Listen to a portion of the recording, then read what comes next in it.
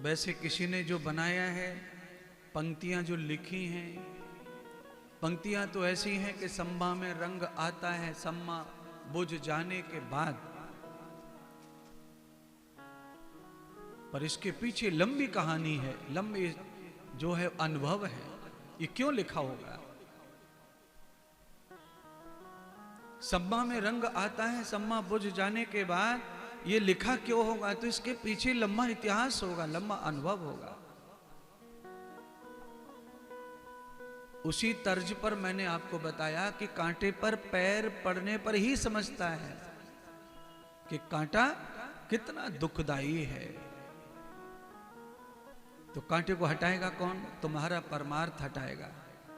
तुम्हारे द्वारा किया हुआ दान, सेवा, कथा, तीर्थ, व्रत, उपवास, त्याग, तप, जप, भजन, कीर्तन, अर्चन, बंधन, ये सब तुम्हारे अंदर जो है वही तुम्हारे कांटों को हटाएगा, क्लेशों को हटाएगा, तुम्हारे बंधनों को तोड़ेगा, तुम्हें आजाद करेगा, प्रसन्न करेगा।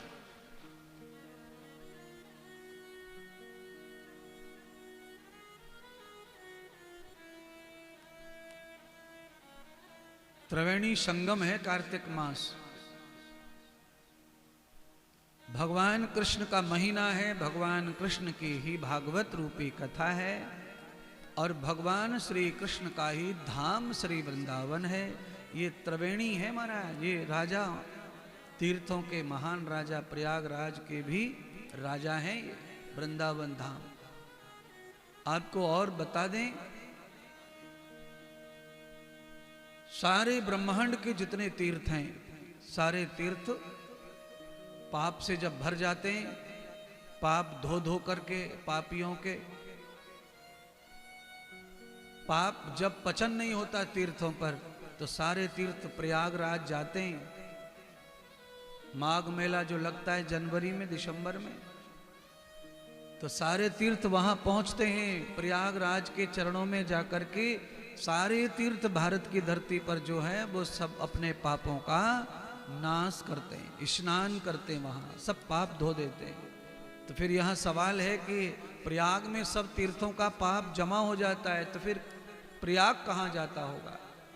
तो प्रयाग जब तीर्थों के राजा जब सारे तीर्थों का पाप ले लेते हैं, तो वो अपने पाप श्री कृष्ण चरणों में, श्री राधा के चरणों में, यमुना जी के चरणों में आकर श्री धाम वृंदावन में आकर के यहाँ पर विसर्जन करते हैं। और यहाँ कल्पवास होता है प्रयागराज का, और उस कल्पवास में राजा प्रयागराज अपने पापों का समन करते हैं।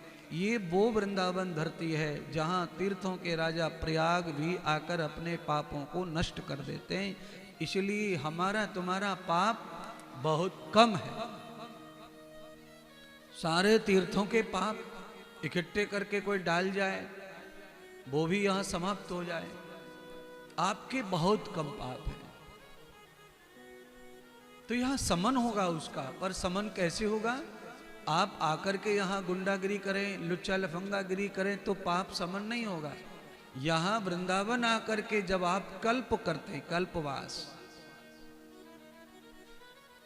और कल्पवास का मतलब होता है आप कम खाते हैं, कम सोते हैं, कम बोलते हैं और ज़्यादा भजन करते हैं, तो यहाँ पर आपके पापों का क्षय होता है, समन होता है।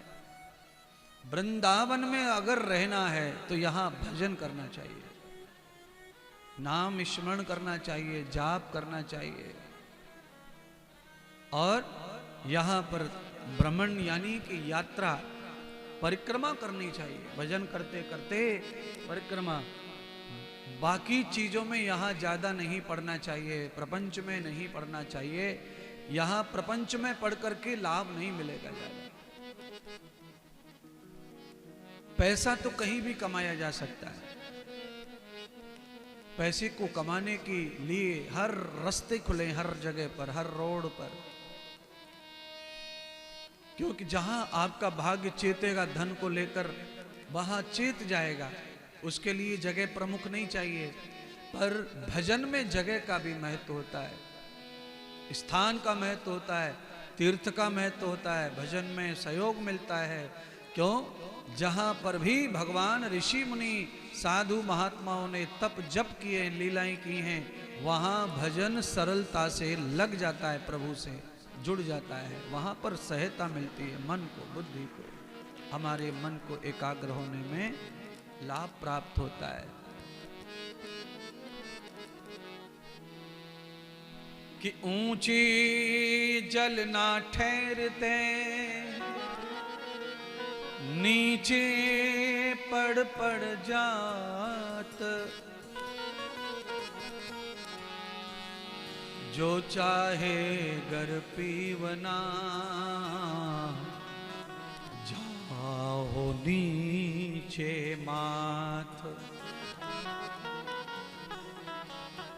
महात्मा समझाते हैं, बताते हैं कि ऊंचे स्थान पर जल ठहरता नहीं है, तो वो जल ऊंचे से नीचे की ओर जाता है, और जहां नीचा स्थान होता है, जहां चारों तरफ से दीवारें लगी हैं और गड्ढा है, वो पानी वहां ठहर जाता है, जाके रुक जाता है, भर जाता है।